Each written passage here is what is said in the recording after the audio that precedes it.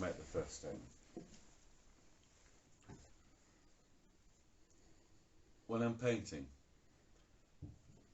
it's the only chance I get to dance without it leading nowhere. It's like a dance with a purpose. Mm. That was a bad start. It's alright, we just roll with it. So, that we're going to improvise, which means we'll come up with things that we couldn't have. yeah, I mean, so you said a dance without purpose. Can there be such a dance? What do you mean by a dance? Well, I used to dance all the time, but it was only to try and get girls, you know, and advertise myself as what I thought was a cool individual, but it didn't work. Yeah, I think that's not uncommon. I don't think that's uncommon at all, to be honest. However, when I'm painting and I've got some good music on, I'm dancing then. I'm really dancing then. I'm dancing, you know, to the music, to the rhythm, because I want a rhythm to make the art. Sometimes I like to paint and draw with a rhythm, and I always liked drum and bass while I was doing it, things like that. Now I prefer jazz or ambient music, or whatever, just some kind of music. But So, do you think there's a spatial element to this dance in terms of the movements through space? yeah, which is why I always want a large space to work in. There's space in the canvas and on the paper, and somehow, if you put some music on and turn it up quite loud, and you dance to it while you're doing it, it's almost as though you're dancing through the space that you're trying to compose. Weird as that might sound. What when you make your work, often you well, some of them you leave like a white background. I'm just thinking in terms of space now. Like white is a very open. It's not really a color, is it? It's the spectrum. It's a light. But what can you say about the relationship between darkness and light in your work on any level you want to roll with? Well, there's no symbolic difference. For example, the canvas could start off black, and I work with white lines, or you know, over it, or white, and I work with black lines over it. It has no symbolic meaning at all, apart from contrast. Okay. What would you say are the primary driving themes in your work, and why are you interested in those themes? Well, the primary motivation behind my work, I suppose, has always been a sort of autotherapy. And so I drag in themes like toxic masculinity and so on that have had a powerful effect on me in my life, and try and filter my memories into images. And the image that we're looking at as we have this conversation is this black and white image that looks very violent, and yet it's quite abstract. And that is, for me, an attempt to distill pure testosterone into black and white mark making and drips. Yeah, if I may, actually, if I just interpret it from my perception of seeing this painting, which I've seen a few times, I see several different forms. I see a skull. Obviously, the structure is a skull, but also there's a somewhat sort of chimp and a machine-like. I see like a mixture of an ape, like an ape-like form, so an early man mixed with something more futuristic. So in that sense, I get a feeling of post-human form in there, but not in a particularly it's not idealized post-human form like a sort of superhuman. It's more like that, but like sort of gone wrong, if you know what I mean. Yeah. It's like a mutant almost. It's not imagining something in the future. It's an attempt to distill down into black and white pure malevolence. Okay. So, like a demonic force, but not in a religious sense. It's pure malignance. Yeah. Pure malignance. Pure aggression. Pure anger. Pure envy. Pure, all those negative emotions. It's an attempt to distill those pure things down into an almost cartoon-like drawing of a figure. However, it's the mark making. It's obviously been made at high speed with some aggression, and the aggression, the splash marks, the sudden jerky movements, betray how it was painted. It was painted with rapid aggression, just like what it's trying to portray, which is pure aggression, pure testosterone, pure. That's all it was. It was an attempt to somehow rapidly distill my aggression, my anger, and my imagination of toxic masculinity. So it was a combination of things, but all aggressive, splashed down and hit. I almost assaulted the canvas. What do you think? This is a big question, but what do you think is it that makes men act in a toxic masculine way, in a sense? Because there is such a thing as positive masculinity, I think. But what do you think is it that drives men to act in a way that is toxic to themselves and everyone else around them? I think it's a genetic component that's kind of gone wrong.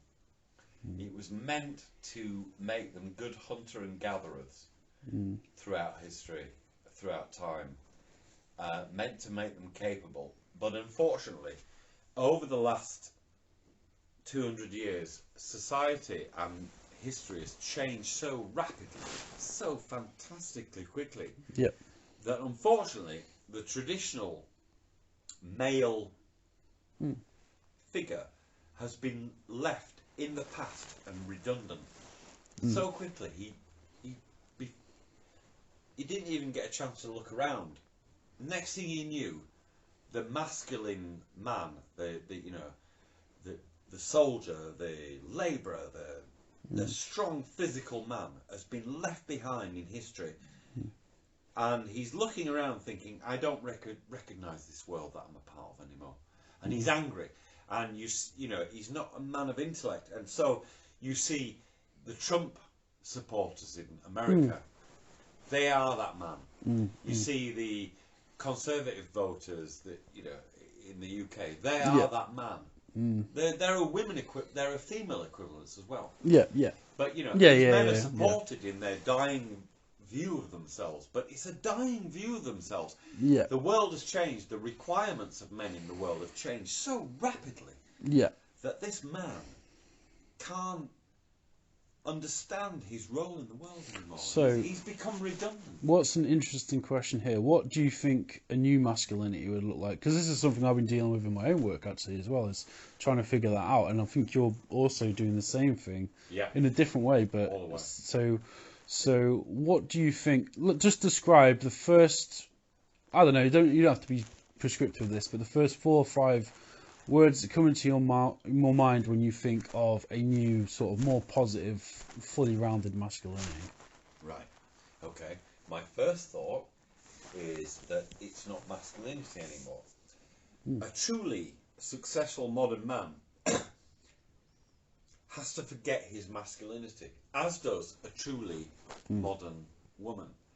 The logical. Well, it's easy to say that a logical conclusion of feminism is that a woman becomes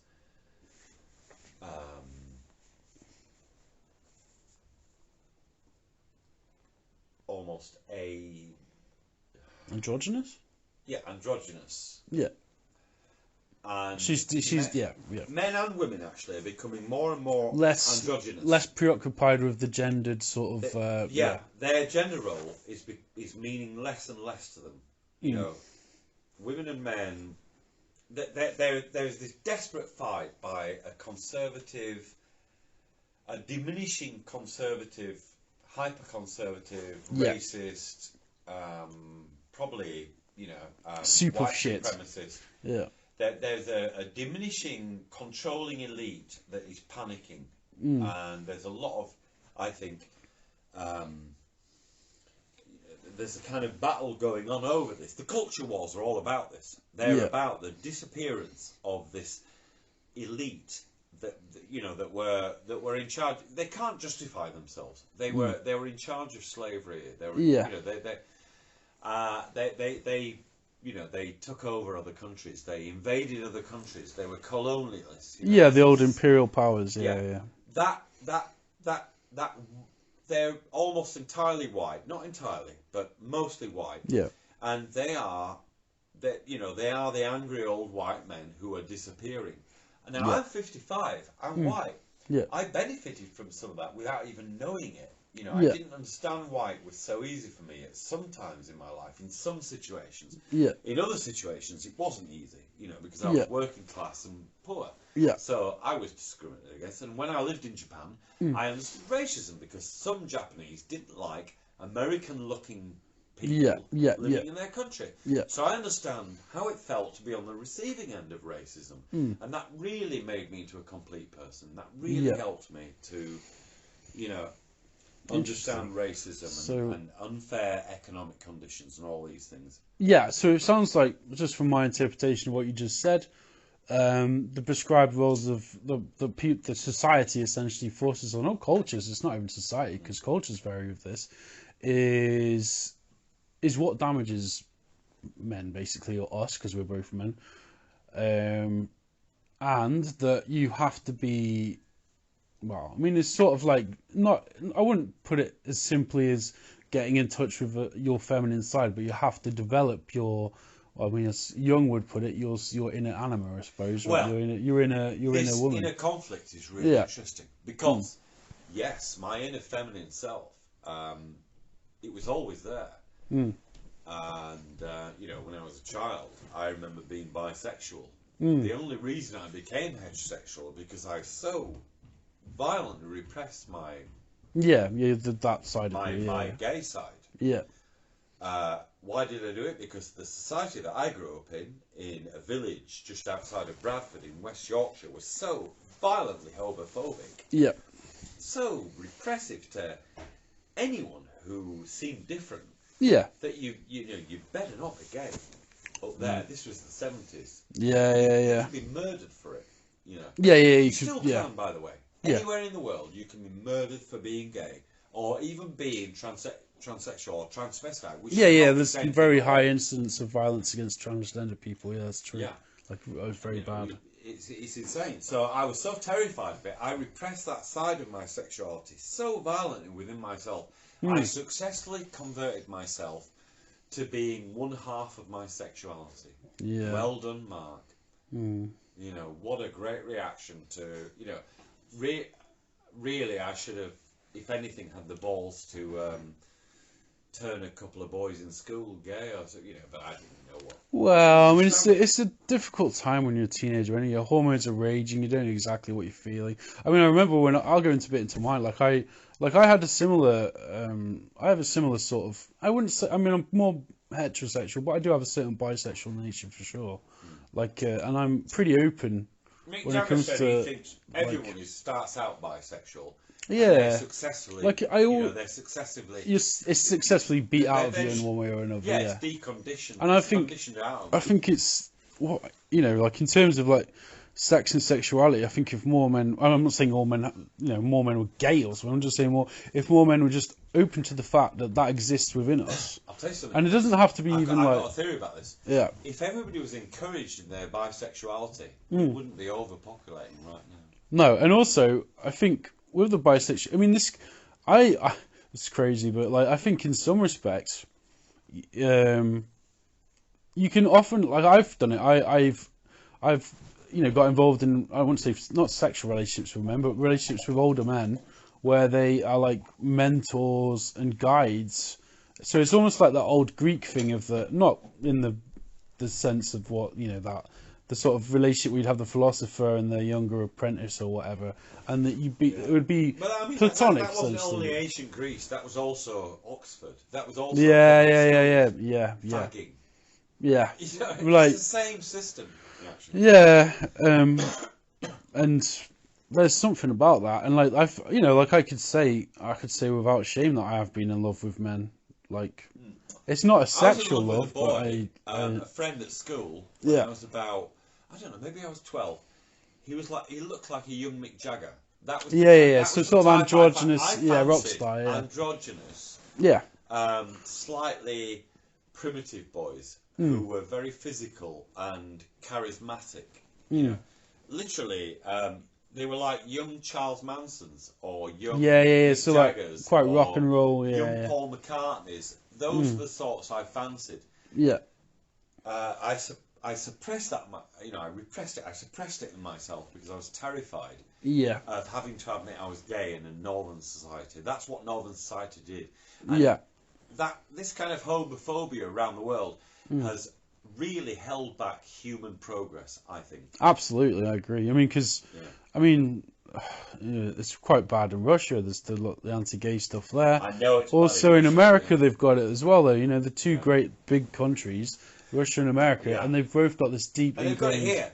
But there's something very telling about it because it's so so enthusiastic. Now listen, what heterosexual man would really have such especially heterosexual man, a man who's heterosexual, who has a good sex life, lots of sex, and why would he ever have the time or inclination or even interest to hang outside gay bars?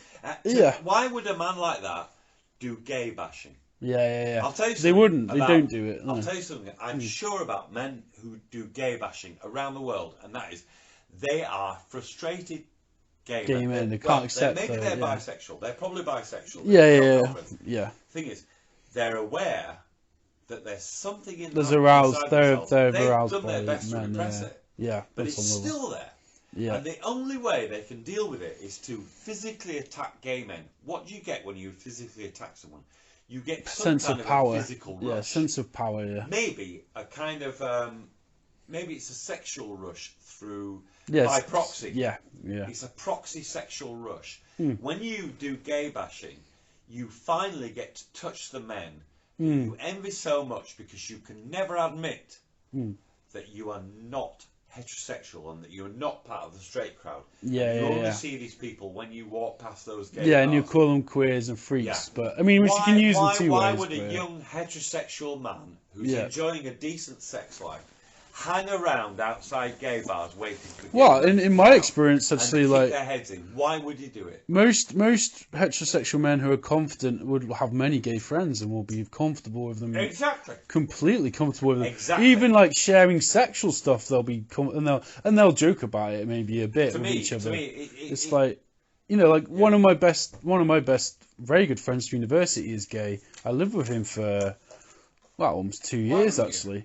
And he's not going to rape you in the toilet. Well, of course not. I mean, like, and he, like, I'm not gay. He is gay, but we'd hang out and we'd have so much fun and we'd do stuff together and we'd I'd go to the Dina in Sheffield, which is the art centre there. He introduced me to that. I was very anxious and fucked up at the time. It was just a weird time of my life, but he gave me like community and he introduced me to people and we've always had like a great relationship together, like as friends, as like platonic friends, and the fact that like you have friends with girls, it's the same. It really is the same. Well, somewhat different, but yeah, no, for sure. But, somewhat different. That's something you could apply to, for example, a gay man being a games teacher at school. It's going to all be boys, right? Boys. Yeah. The immediate suspicion is, he's gay. He's probably a paedophile. That's disgusting when people do that. Insult, that's like saying if any teacher could. That's like judging every teacher, because obviously heterosexual teachers can be bisexual to anyone. It's not really relevant, is it? A paedophile games teacher when I was at upper school. Yeah. When he was in the dressing room, as we were all getting changed after games. Yeah. He would walk up to one of us. He did it to me once, and he would bump bombs. Yeah. Okay, that's a And bit she- weird. Yeah. And you think, teacher, Yeah. he did it to me once. I thought, the teacher just did that. It's disgusting. What does that mean? I've been a teacher myself for You know, a few years in you're Russia. only 12, so you don't, Yeah. you do not understand what it means. Yeah. There's It's the most irresponsible thing a teacher can do, and it's disgusting on every level. The worst Actually. thing a teacher could do when he knows they don't understand what it means, It's take advantage of it and get his kicks.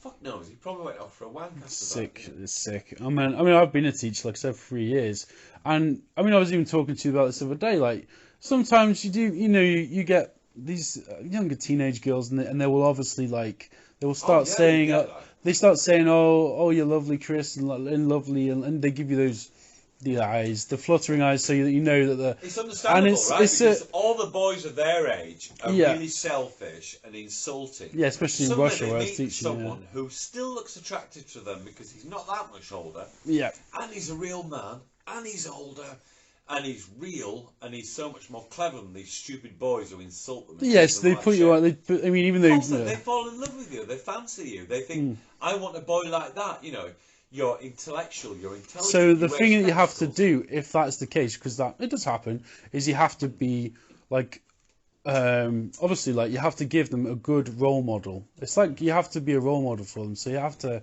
give them good advice, and then just be like, actually, obviously, like being in that situation is a good thing because it kind of forces you to evaluate yourself. Yeah. Morally. Yeah. Decide on who you want to be. I got it with young female students, but I was always teaching adults when I was in Japan. I was teaching business English and cultural English, culture exchange, stuff like this. Yeah. And some of the women, they would be between, I don't know, 24 and 40. Yeah. Some of them clearly fancied me. Yeah. But I did have a very strong ethical sense as a teacher. Even then, I thought, well, not when they're on the course for a start. Yeah. To be honest, I completely agree with that, even if it was with adults, because I think if you there's that old cliche about lecturers at university. They choose the most attractive. Said there's a natural sexual relationship between mentors or teachers and their pupils. And in a way, he's right. Yeah, there is, but obviously obviously, if you're teaching secondary school, that's just completely immoral. College and university, it's got to be probably over the age of 16. 16, I think. Is acceptable. Basically for obviously for university it's different. I think it's a bit weird and creepy if lecturers are they see an attractive girl and obviously praise her and just treat her. There's something sort of wrong because it's not fair for the other students if that happens. I don't think that. I don't think there's anything morally wrong with it. I think if students get involved with students, they should keep it out of the fucking classroom. Yeah. But that's just basic professionalism. Yeah, professionalism. Yeah, basically. But anyway, we've gone off on a tangent actually. I'll say that. Which is good anyway. I'll save that because. Stop it now, you mean? We don't have to keep it to the art. So stop it now, I think, is he saying, yeah? No, this is the first part of the recording. Yeah.